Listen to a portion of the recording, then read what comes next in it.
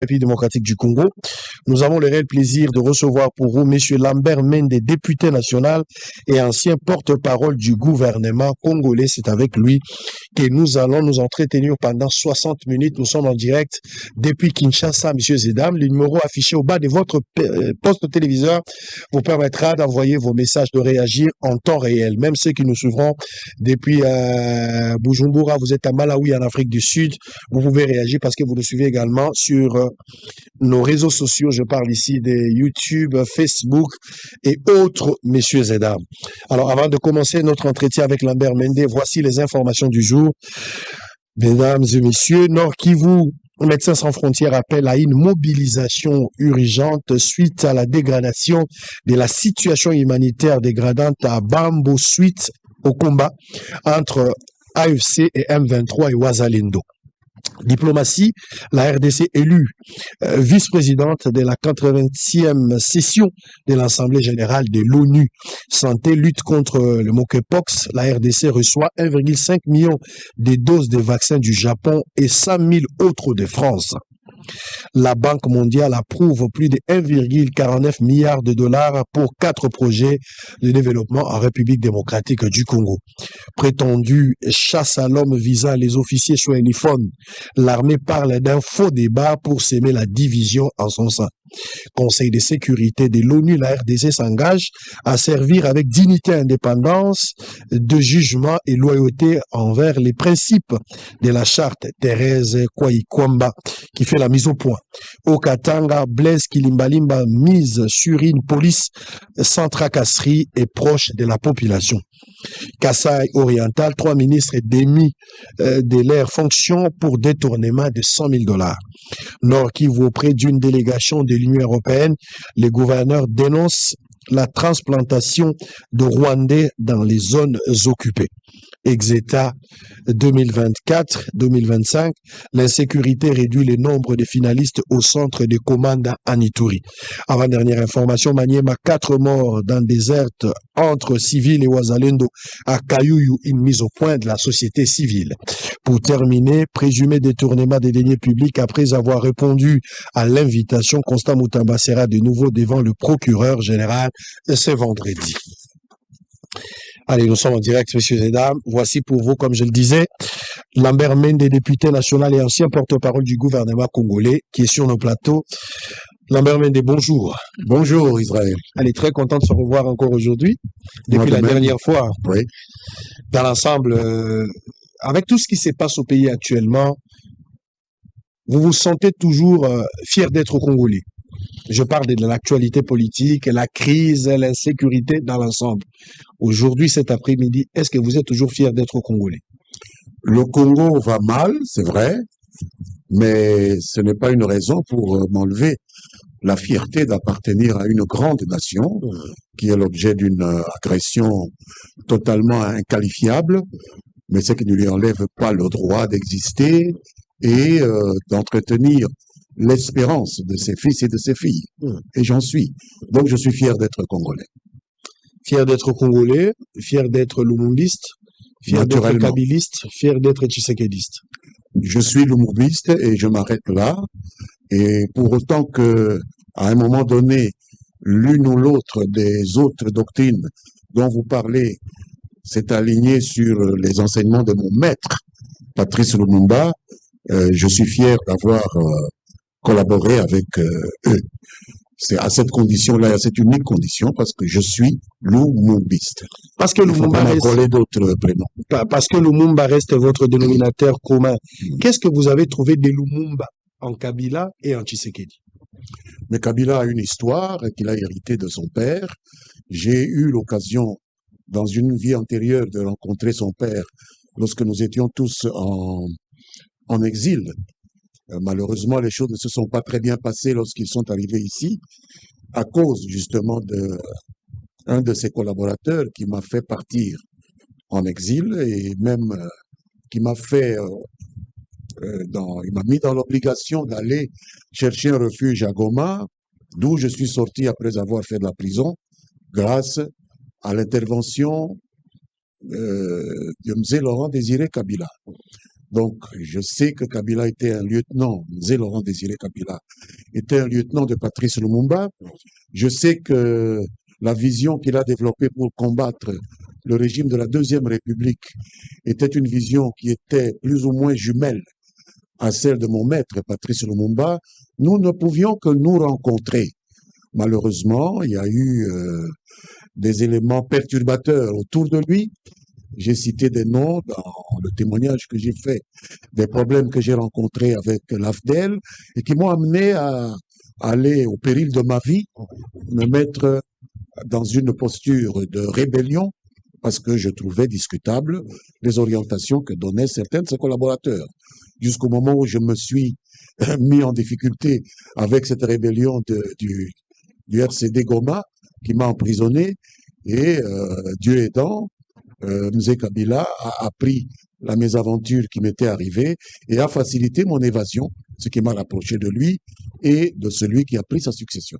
Ça, vous reconnaissez avoir été dans la rébellion et que vous avez le sang de certains Congolais en vos mains. Avoir été dans la rébellion ne veut pas dire assumer tous les méfaits que tous les membres de la rébellion ont fait. Je tiens à vous rappeler que la responsabilité pénale est individuelle dans tous les pays civilisés du monde, y compris la RDC. Donc, qu'un membre de la rébellion ait commis une action pénalement répréhensible, j'en conviens, mais que tous ceux qui ont été dans cette rébellion partagent cette responsabilité pénale, je ne peux pas partager ce point de vue, tout comme même dans le groupe où je me trouve aujourd'hui, il y a des gens qui commettent des actes répréhensible dont je ne suis pas responsable. Si vous voulez dissocier d'appartenir à un groupe, si vous voulez dissocier la responsabilité pénale et celle et la responsabilité civile, ça dit vous reconnaissez avoir la responsabilité civile dans la rébellion. Même la pénalement non, mais civile. Même la responsabilité civile n'est pas partagée. J'ai fait des études de droit. La responsabilité civile est celle qui incombe à une personne auteur d'un acte qui a causé dommage à autrui.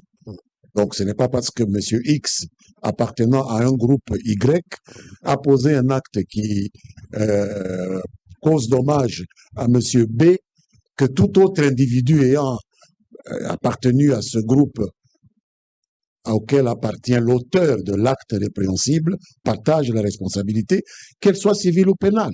Il n'y a que celui qui pose l'acte qui en est responsable. Monsieur Lamberman, est-ce qu'on peut conclure que vous êtes un lumumbiste qui essaye de saisir l'opportunité lorsque les besoins se présentent pour des intérêts mesquins ou égoïstes?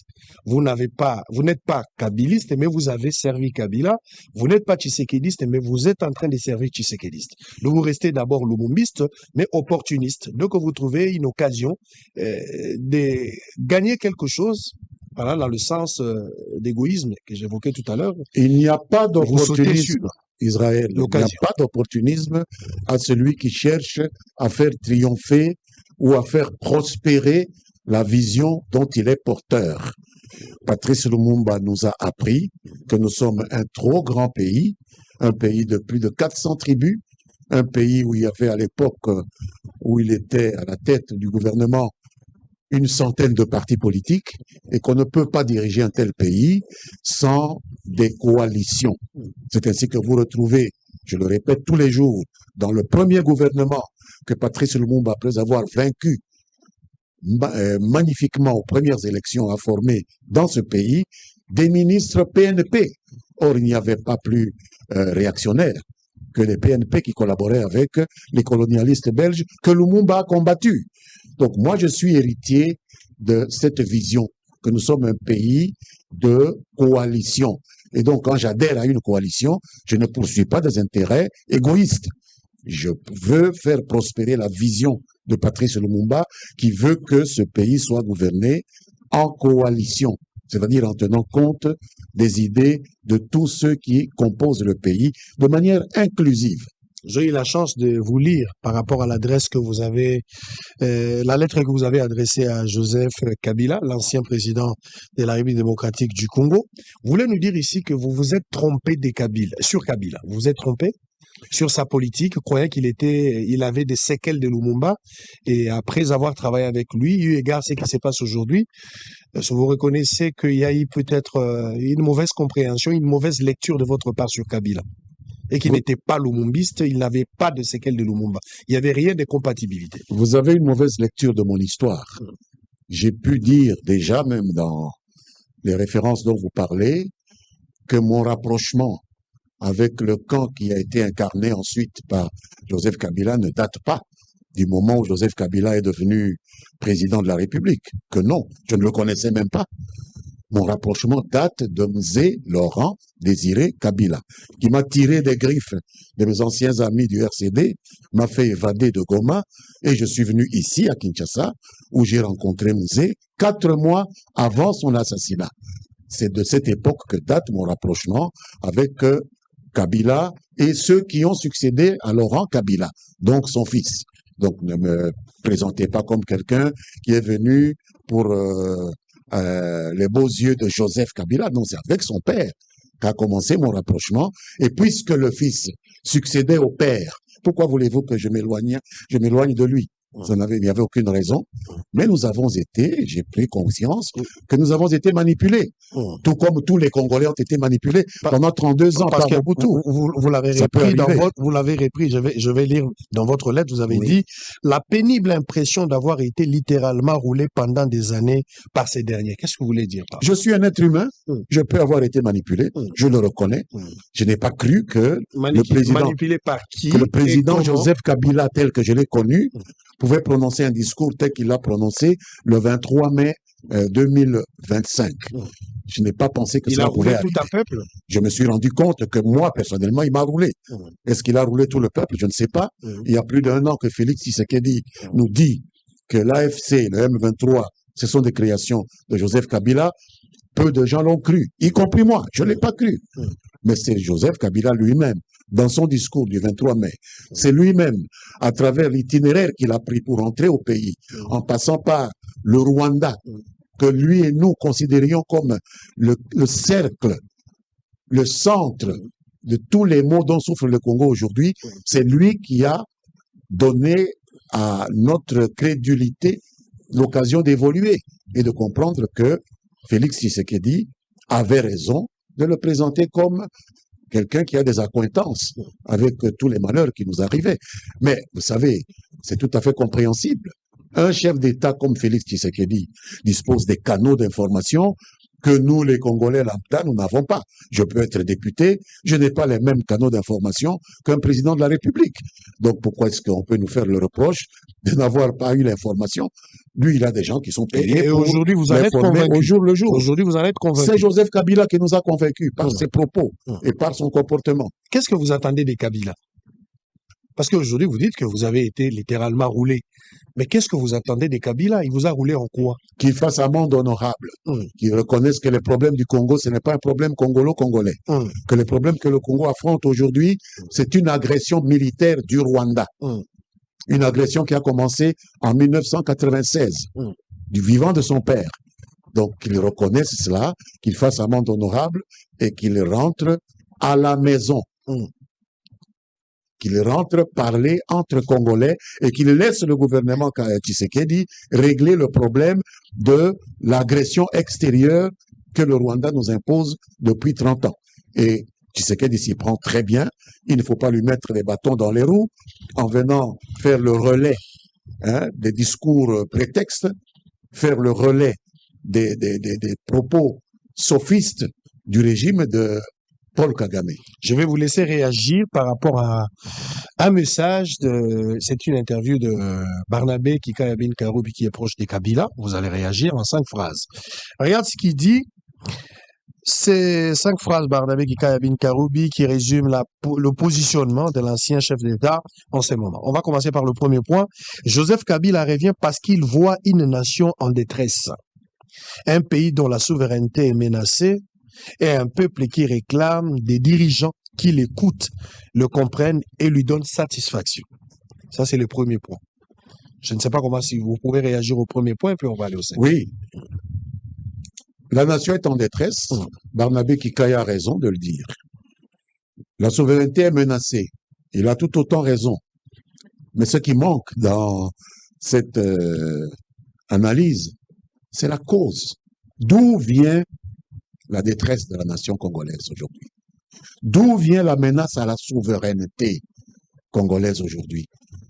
C'est d'un pays voisin qui s'appelle le Rwanda et que dans son discours, notre ancien chef de l'État donne l'impression de vouloir absoudre de sa responsabilité qui est substantielle dans ces problèmes que connaît notre pays, et Barnabé Kikaya, dans sa mise au point, n'en parle même pas.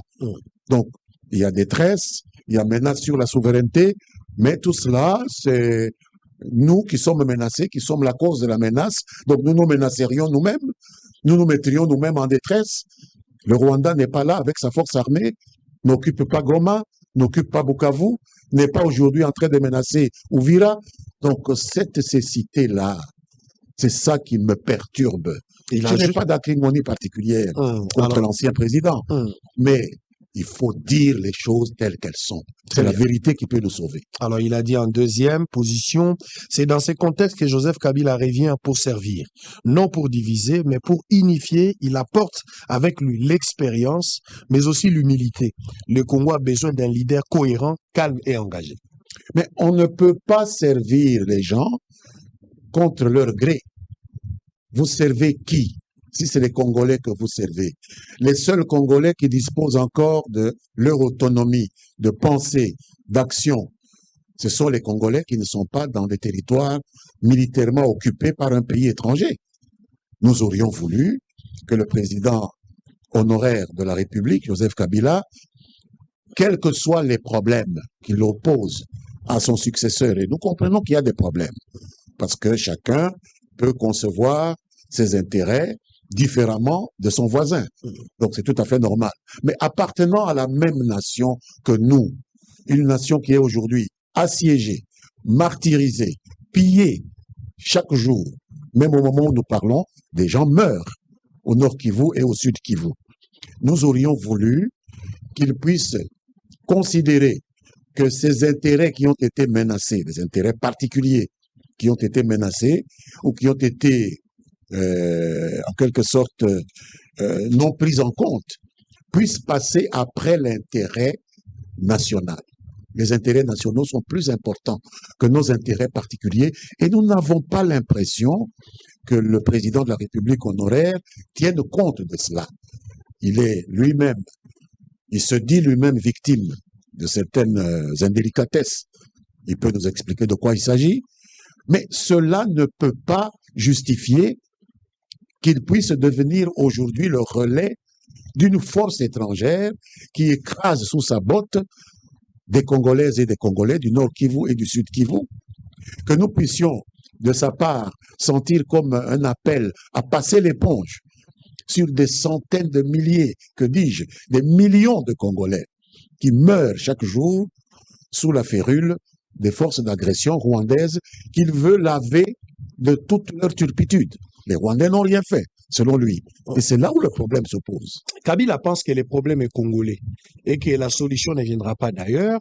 Il faut oublier quasiment la démarche de l'Angola, la démarche du Doha, la démarche des États-Unis d'Amérique. Pour Kabila, au-delà de tout ce qui se trame, il faudra une démarche congolaise pour qu'il y ait un dialogue en interne. Le Congolais doit se mettre autour d'une table et discuter, échanger et trouver des solutions à leurs problèmes. Il ne faut pas espérer qu'un étranger ou des pays étrangers viendront pour donner la solution à notre problème qui reste congolais. Est-ce que vous partagez la lecture? Vous aurez remarqué, je ne peux pas partager cette lecture, Israël, pour la simple et bonne raison qu'il s'agit d'une redondance que le président de la République honoraire Kabila donne au discours de Kagame. C'est pratiquement mot à mot le discours que Kagame distribue pour justifier son agression sur la République démocratique du Congo. Et entendre un ancien président de la République reprendre ces mots, les relayer, leur donner le poids de l'autorité morale importante qu'il a sur une partie de l'opinion congolaise, ça peut révolter tout patriote normalement constitué, quel que soit le respect qu'il peut avoir à l'endroit de ce président de la République honoraire. On ne peut pas prendre les propos de propagande d'un ennemi qui est sur votre territoire militairement et endosser ces propos et commencer à les diffuser auprès de votre peuple pour les anesthésier pour leur dire d'accepter cette occupation militaire. C'est ça, en fait, ce que nous condamnons dans la démarche du président honoraire. Alors, si vous rejetez la lecture de Kabila, comment est-ce que vous allez... Est-ce qu'il y a possibilité d'établir la corrélation entre les propos de Kabila et celle de Martin Fayoulou, et celui de Martin Fayoulou? Parce que Fayoulou, vous avez suivi, on a tous suivi les discours de Martin Fayoulou, qui reste presque dans le même ordre d'idées. Les problèmes congolais, il s'est adressé à Nanga, à Kabila et à Tshisekedi. Donc le problème congolais, il ne s'est pas adressé au Rwanda ni aux États-Unis d'Amérique. Non, je pense que vous n'avez pas bien écouté. J'ai suivi les propos de Martin Fayoulou. Si vous voulez bien, on peut revenir avec. Il y a les discours. Il a demandé au président Kabila de ne pas relayer le discours des adversaires et de revenir vers le Congo pour résoudre les problèmes que lui soulève. Des problèmes, il n'y a aucun pays sans problème. Mais il a indiqué que le problème était congolais. Mais bien sûr que nous n'avons jamais dit qu'il n'y a pas de problème au Congo. Mais Kabila est resté mais le problème Kabila a démontré que les problèmes étaient congolais. Mais il y a problème et problème. Non. Il y a une hiérarchie dans les problèmes. Il y a des problèmes qui sont fondamentaux et puis il y a des problèmes qui sont tout à fait inhérents à la vie, à la respiration normale d'un État, que ce soit les États-Unis, première puissance mondiale, que ce soit la Chine, deuxième puissance mondiale, que ce soit l'Union européenne avec tous ses 26 États. Chaque État a ses problèmes internes et on les résout soit par le dialogue, soit par le recours au souverain primaire. C'est un problème qui peut être résolu dans le dialogue.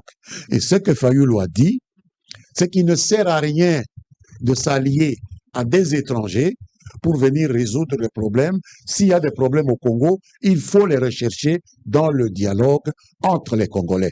Et c'est ça que nous avons aussi dit, que nous encourageons le président à organiser un dialogue inclusif. Si les problèmes doivent être résolus par les Congolais, qui doit superviser ce dialogue inclusif?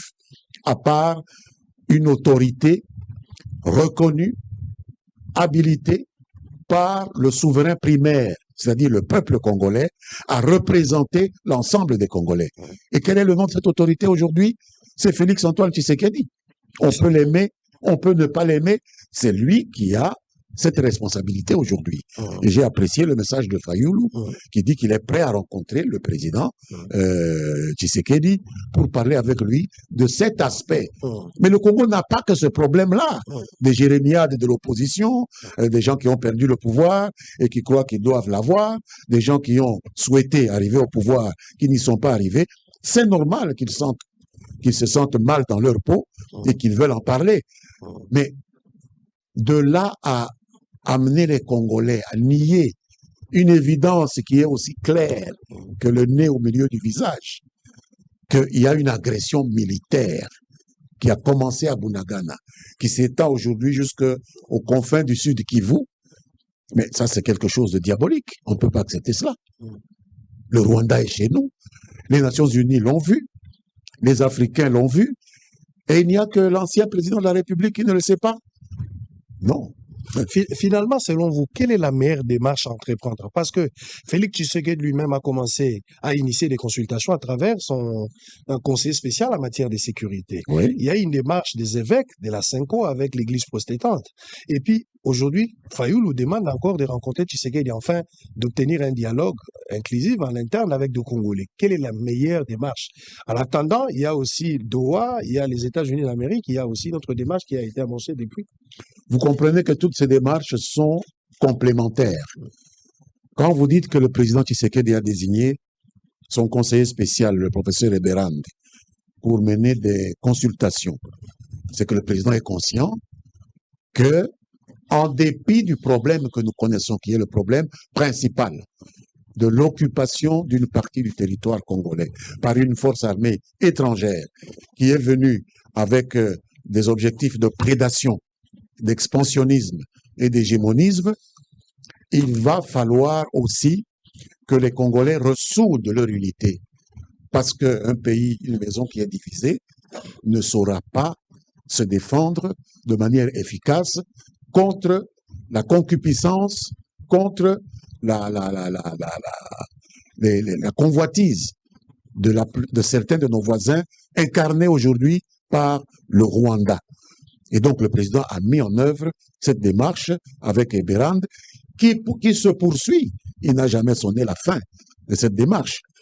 Alors, que les évêques disent qu'ils ont eux aussi voulu faire quelque chose, mais qu'ils sont arrivés au bout de leur démarche et qu'ils doivent soumettre les conclusions auxquelles ils sont arrivés au président de la République, je ne peux que les en féliciter, puisqu'il n'y a que le président qui a la légitimité pour mettre les Congolais autour d'une table et appeler au renforcement de l'unité de tout ce que la nation compte de fils et de filles contre l'agression étrangère. Mais on ne peut pas dire que M. Fayulu a dit autre chose. Il a dit qu'il faut, c'est au tour du président Tshisekedi qu'il faut se retrouver pour souder la nation. C'est-à-dire Fayulu et les évêques de la Cinco parlent le même langage aujourd'hui. Bien sûr, naturellement. Et la réponse du président est positive. Au moins à ce que Fayulu a dit. Donc nous allons rester dans la logique de la Cinco. Non, ce n'est pas une logique de la Cinco. Celui qui donne le tempo, c'est le président. Je félicite la Cinco d'avoir compris cela. Peut-être à un moment, ils ont cru qu'eux pouvaient devenir légitimes. Non. La légitimité, c'est le peuple qui la donne. Mais si on reste dans cette logique, la légitimité d'attribution. La Cinco doit être reçue par Ebérande pour continuer les consultations. Pas nécessairement. Ça peut être Ebérande, ça peut être le président, puisque Ebérande travaille pour le président. Mais il faut absolument que les Congolais se retrouvent autour du président pour résoudre cet aspect-là du problème. Mais cet aspect n'est pas central. Parce que si le pays n'existe plus, nous allons nous disputer quoi? Vous parlez des Congolais, y compris Kabila, Nanga? Oui, mais je dis, si le pays n'existe plus, on va se réunir pour parler de quoi? Si on scinde le pays aujourd'hui, s'il y a balkanisation, si le Congo n'existait plus, nous allons aller nous disputer quoi? Il faut d'abord sauver l'essentiel, Israël. Et l'essentiel, c'est l'existence d'un pays appelé République démocratique du Congo, dans ses frontières héritées de la colonisation. À travers un dialogue. À travers la paix qu'il faut conclure avec l'agresseur. Ça, c'est le premier cercle. Vous ne pouvez pas dialoguer quand le pays est sous occupation étrangère. Ça, c'est de l'antipatriotisme. Félix doit dialoguer avec qui? Félix doit conclure la paix avec Kagame. Avec Kagame. Et c'est ça que... Et non avec Kabila. Mais Kabila nous a attaqué où? C'est Kagame qui nous attaque et qui utilise le M23 et l'AFC. Et si Kabila est le patron de l'AFC et le M23, il faut dire qu'il est utilisé par Kagame. Donc on ne va pas travailler avec une créature, on travaille avec le créateur. C'est avec Kagame, c'est Kagame qui nous attaque. Nous devons parler avec Kagame. Kagame doit nous dire qu'est-ce qu'on lui doit, quelle est la dette qu'il veut faire payer aux Congolais. C'est d'ailleurs ce qui caractérise les discussions des Doha et de Washington. C'est là le premier cercle. Quand ce premier cercle est résolu, le moment sera venu pour qu'entre nous, Congolais, autour du président qui a la légitimité, nous puissions parler de ce qui peut nous diviser. Je pense que c'est à ces deux étapes-là qu'on doit recourir. Alors, parce que vous avez apprécié les discours de 3 minutes de Martin Fayulu, mais Martin Fayulu a demandé au président honoraire de quitter Goma, une ville sous occupation rwandaise. Voilà. C'est ce que vous avez manqué de dire. Voilà. C'est ce qu'il y a de positif dans son discours. Aussi, du M23. Oui. En lui faisant cette demande, Martin Fayulu sait que Kabila ne peut pas quitter. Parce que Kabila est là-bas. Donc, si on demande à Kabila de quitter, Kabila ne peut pas arriver à Kinshasa. Est-ce qu'il demande à Kabila d'aller encore en exil? Mais non! Le président honoraire Joseph Kabila a la possibilité de s'assumer lorsqu'on a posé un acte qui est contraire à l'intérêt de la nation que l'on a soi-même dirigée, que l'on a défendue pendant autant d'années. Il faut avoir le courage de faire marche arrière, de dire je me suis trompé. Et à ce moment-là, je pense que les Congolais qui sont fatigués de toutes les épreuves que les Rwandais leur ont imposées au cours de ces 30 dernières années ne manqueront pas de accepter qu'un dialogue inclusif puisse se tenir. Mais pour dialoguer, il faut être à 2 ou à 3 ou à 4. Mais s'il y a un qui estime que son avenir dépend de ses accointances avec le Rwanda, ben bien, il doit accepter d'aller au Rwanda. Mais s'il estime qu'il est Congolais et que son avenir se trouve de ce côté-ci, il faut absolument s'assumer. Son avenir, mais n'oublions pas que Kabila il fait l'objet des poursuites judiciaires. Mais il faut qu'on sente de sa part une attitude de de pénitence, pour ainsi dire, de reconnaissance de ce qu'il a fait. Vous savez, des gens sont morts en Afrique du Sud pendant les années d'apartheid. Ce n'est pas tous les responsables du mouvement apartheid qui se sont retrouvés en prison. Il y a eu vérité et réconciliation. Mandela est passé par là avec sa grande vision et il a mis les Sud-Africains d'accord pour vivre ensemble. On a causé des torts. Ils ont reconnu, ils sont confessés en public, et après, on les a réintégrés dans la société. Il y a des ministres qui étaient dans l'apartheid, il y a des députés qui étaient des fervents défenseurs de l'apartheid, qui sont aujourd'hui dans les allées du pouvoir en Afrique du Sud. Pourquoi pas? Le Congo peut se servir de cet exemple. Donc Kabila doit répondre. Il doit quitter Goma pour affronter la justice. Il doit assumer la responsabilité de ses actes, c'est ce que je peux dire. C'est ça, répondre à la justice. Il a qu'à répondre à la justice, c'est ce qu'on voulait dire. Ça. Absolument. Il va répondre à la justice comme Matata et puis après il va disparaître parce qu'aujourd'hui on cherche Matata, on ne sait pas où se trouve Matata. Je ne suis pas dans les secrets du parquet qui s'occupe d'exécuter les décisions de justice. C'est son parti politique mais ce serait quand même une imprudence de sa part qui a lancé un avis de recherche à se mettre à l'abri de la peine qui lui a été infligée.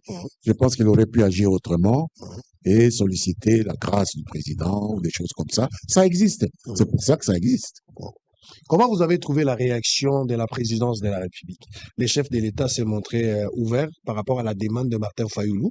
Donc il est prêt à le recevoir, échanger avec lui, peut-être dans l'idée d'organiser un dialogue dans les jours à venir. Cette flexibilité, le président qui autrefois s'est plaigné quand même de la manière dont Fayoulou ne voulait pas se mettre ensemble avec lui pour aider les pays à aller de l'avant.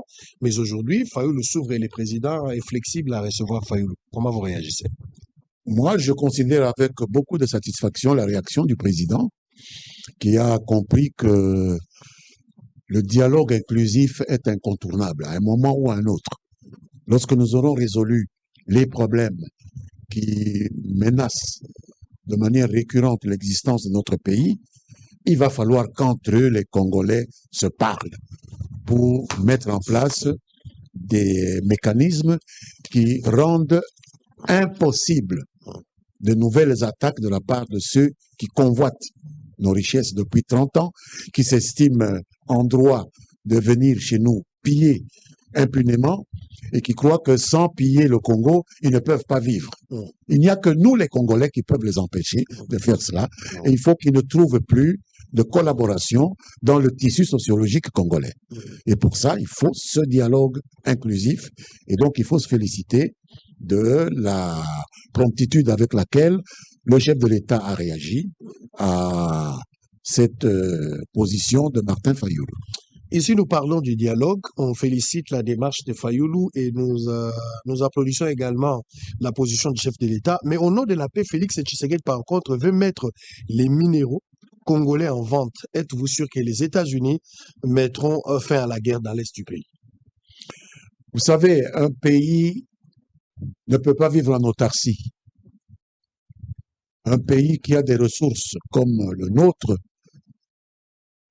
peut tirer de ses ressources les moyens de sa propre subsistance.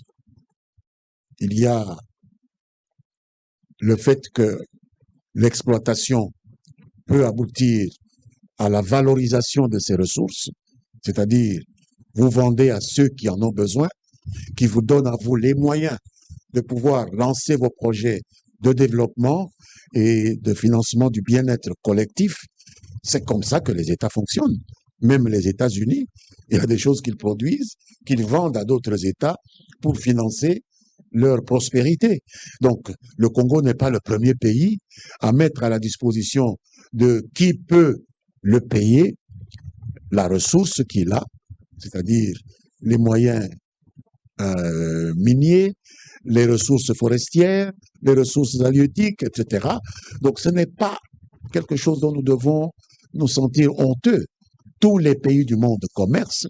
Ce que nous avons reproché aux Rwandais, c'est cette prétention à venir se servir sur la bête sans contrepartie.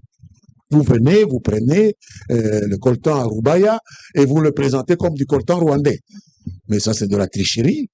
Ça, c'est quelque chose qu'aucun pays normalement constitué ne saurait accepter. Mais si les Américains acceptent de travailler avec nous selon le principe de win-win, gagnant-gagnant, pourquoi est-ce que nous nous sentirions offusqués de cela? Ce qu'ils prennent, ils payent. L'exploitation qu'ils font est conditionnée à certains mécanismes comme le paiement des redevances, des taxes, etc. S'ils payent, il n'y a aucun problème. Même le Rwanda, si le Rwanda avait accepté de faire comme tous les autres pays qui nous entourent, vous travaillez en RDC, vous exploitez les ressources naturelles de la RDC, mais pas sans contrepartie. C'est ça le problème. Le président Kagame s'est mis en tête parce qu'il a une armée de créer lui-même un espace où il peut faire ce que Hitler faisait dans les années 39-40, créer ce qu'ils appelaient l'espace vital, le Lebensraum, comme il disait, l'espace vital en Pologne, l'espace vital en Tchécoslovaquie et l'espace vital en Russie. Et c'est quand il a gratté l'ours russe qu'il s'est trouvé complètement en déconfiture.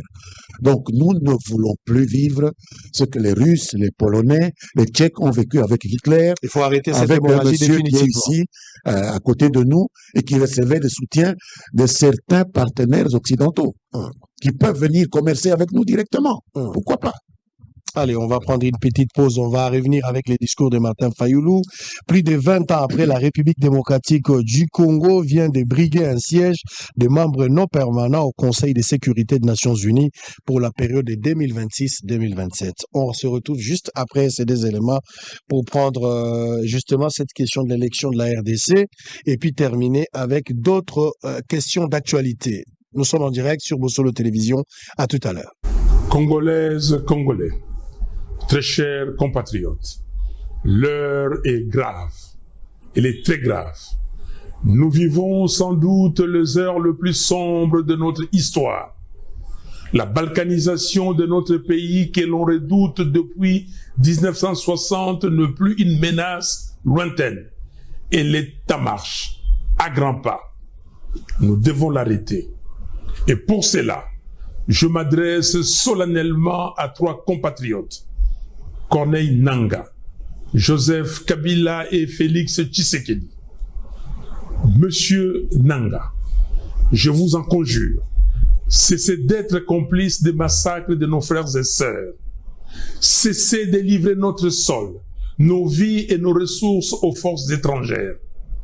Le sang congolais ne peut plus couler avec votre complicité. Aucune ambition ne vaut le prix de la souffrance de tout un peuple.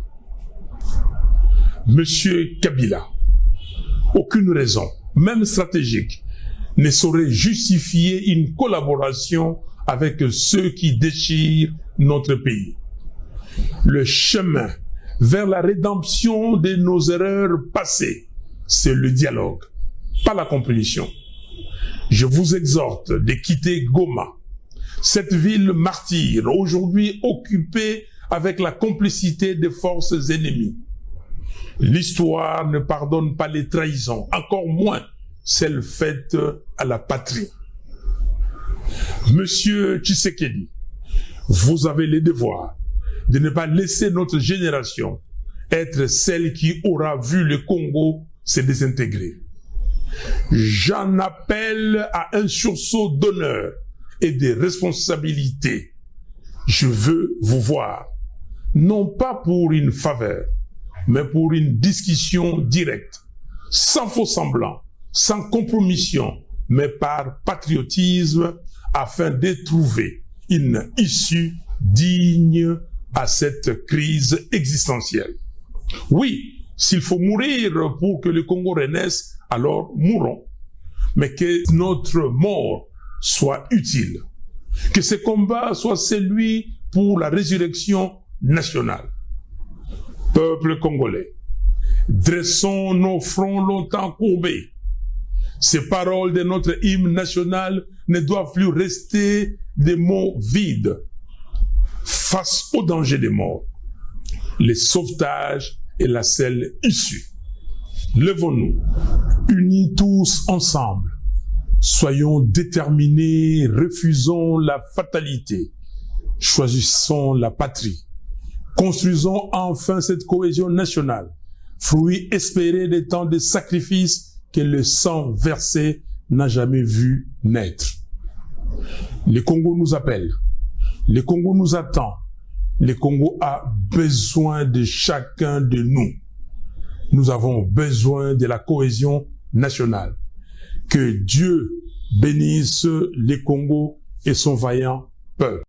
Alors que le pays se prépare à un autre test diplomatique, le vote imminent pour l'élection de membres non permanents du Conseil de sécurité pour lesquels la RDC est candidate, cette désignation marque non seulement un renforcement du positionnement de la RDC dans les cercles multilatéraux, mais aussi une reconnaissance de son engagement croissant en faveur du dialogue international, de la paix et de la coopération régionale. Depuis l'accession au pouvoir du président Félix Tshisekedi en 2019, la diplomatie congolaise a connu un redéploiement stratégique. Le chef de l'État a multiplié les initiatives bilatérales et les plaidoyers au sein des grandes enceintes internationales pour repositionner la RDC comme un acteur crédible et influent. Son mandat a notamment été marqué par un renforcement des alliances africaines, une présence renforcée dans les forats multilatéraux et une diplomatie plus proactive face aux enjeux de sécurité, de développement durable et des droits humains. La vice-présidence de l'Assemblée générale de l'ONU permettra à la RDC de participer de manière plus directe à la conduite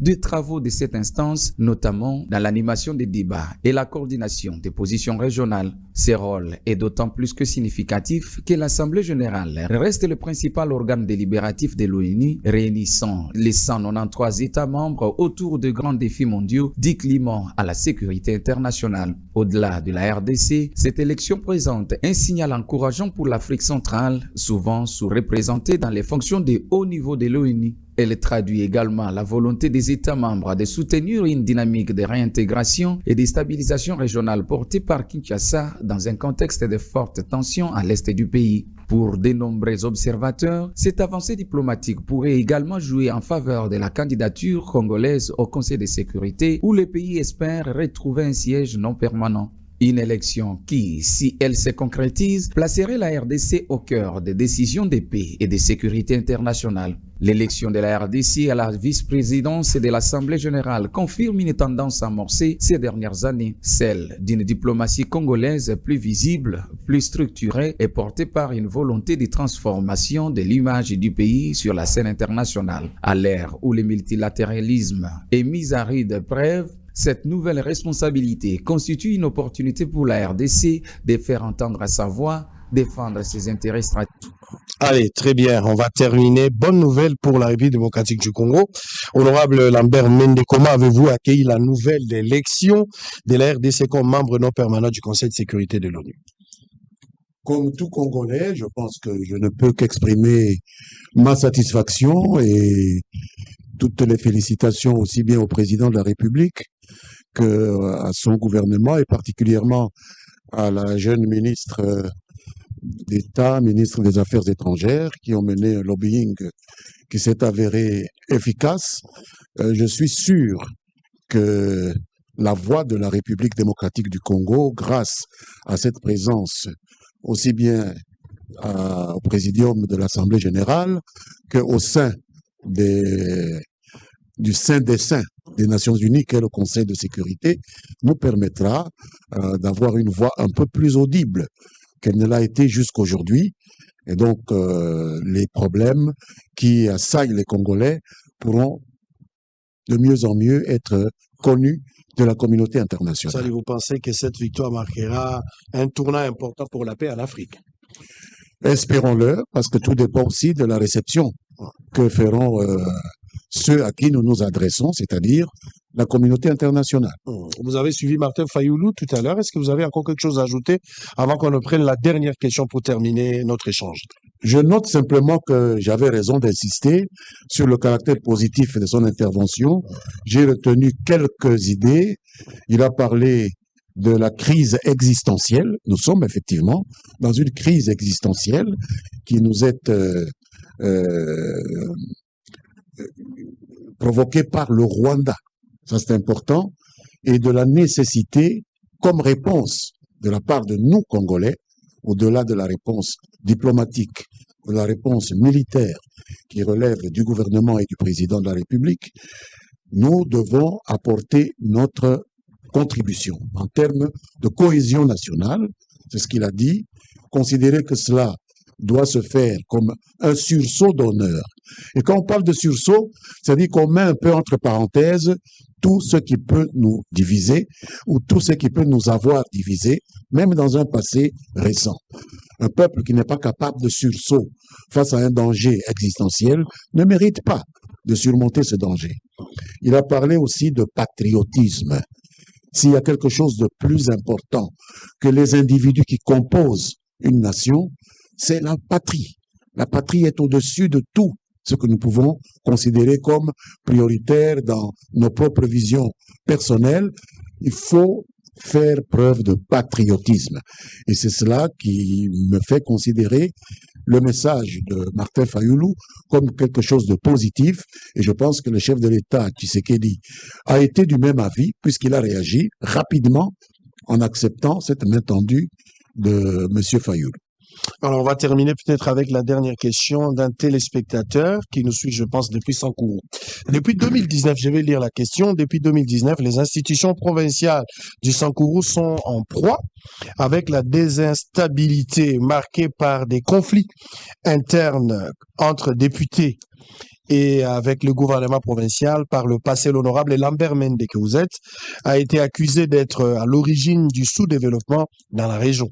Aujourd'hui, l'Assemblée provinciale semble déclencher des conflits à la fois, en son sein et contre le gouverneur. Quel est le point de vue de votre invité sur cette situation? Les fils et les filles du Sankourou sont-ils incapables de gérer leurs propres affaires? Devrait-on envisager de chercher des animateurs extérieurs pour gouverner les Sankourou? Une question d'un téléspectateur. Mais je lui dirais simplement que je sais que j'ai une certaine influence dans la circonscription électorale qui est la mienne, qui est l'Odja, dans le Sankourou. Et il y en a 6. Donc je ne suis pas le seul acteur au Sankourou pour être responsable du sous-développement. Y compris Mokoumadi aujourd'hui. Je ne sais pas qui m'a chargé du développement du Sankourou pour que moi je ne puisse pas assumer ma responsabilité. Je n'ai jamais exercé de fonction de responsabilité à la tête de la province du Sankourou, qui a ses institutions. Je sais bien que dans une vie récente, j'ai voulu être gouverneur du Sankourou. Les grands électeurs ne l'ont pas souhaité et je suis revenu à Kinshasa où je fais mon travail pour l'entité nationale. Je suis député national. Il parle des querelles au sein des institutions provinciales auxquelles je n'appartiens pas. Je ne sais pas par quelle alchimie un député national peut être responsable de la non-entente entre des députés provinciaux et l'exécutif provincial. Ça, c'est un peu les jérémiades ou les élucubrations post-électorales habituelles de gens qui ont été un peu nos adversaires au cours des élections que nous avons toujours gagnées et toujours en pole position et qui considèrent qu'ils peuvent toujours essayer de nous flageller, etc. Mais un député national n'a aucune responsabilité.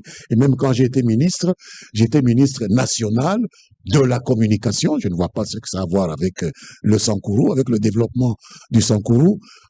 Ensuite, je ne suis pas le seul fils du Sankourou à avoir exercé des responsabilités. Il y en a qui ont été à des niveaux de responsabilité plus importants que les miens. Peut-être suis-je le plus visible avec l'activité que j'ai faite dans le gouvernement, mais cela ne me rend pas pour autant responsable de tout ce qui arrive au Sankourou. Je pense que nous faisons un effort pour calmer les petites bisbilles qui existent entre députés provinciaux et gouvernement provincial, mais c'est tout ce que nous pouvons faire. Nous n'avons pas la responsabilité d'aller régler des problèmes dont les fonctions que nous exerçons ne nous donnent pas les moyens d'interférer pour régler ces problèmes-là. Donc je pense qu'il faut qu'on cherche des solutions dans l'organisation structurelle de nos provinces. J'ai écrit un livre scientifique à l'Université pédagogique nationale où j'ai dit que, pas seulement dans la province du Sankourou, toutes les provinces de la République démocratique du Congo sont victimes d'une décentralisation piégés par ce que j'ai appelé le tribalisme, par la corruption des députés provinciaux, et donc peut-être on pourrait envisager une territoriale des allochtones, c'est-à-dire des gens qui ne sont pas originaires, et confier au président de la République, le président lui-même a défendu cette idée-là il n'y a pas longtemps, la charge de désigner des gouverneurs non originaires. Cela n'aurait aucun impact sur les assemblées provinciales qu'il faut laisser en place parce que le contrôle est nécessaire, mais lorsque ce contrôle aboutit à favoriser la corruption, nous régressons. Il faut faire en sorte que ce contrôle aboutisse à des rapports que les assemblées provinciales adresseraient à l'autorité de nomination qu'est le président de la République, qui peut, au regard de sa vision et au regard des tâches qu'il confierait à ces, on va les appeler des commis de l'État, auxquels il va confier la gestion exécutive des provinces, de prendre les mesures idoines. Je pense que vers cette réforme-là, que nous devons pousser les choses pour éviter que la corruption et les atavismes communautaires ne puissent dérégler complètement le fonctionnement des provinces. Merci Lambert Mende d'avoir été de nôtre. Je rappelle que vous êtes député national et ancien porte-parole du gouvernement congolais. Allez, on s'arrête là pour aujourd'hui. La rediffusion de cette émission, c'est à partir des 20h et demain à 7h du matin. Restez branchés avec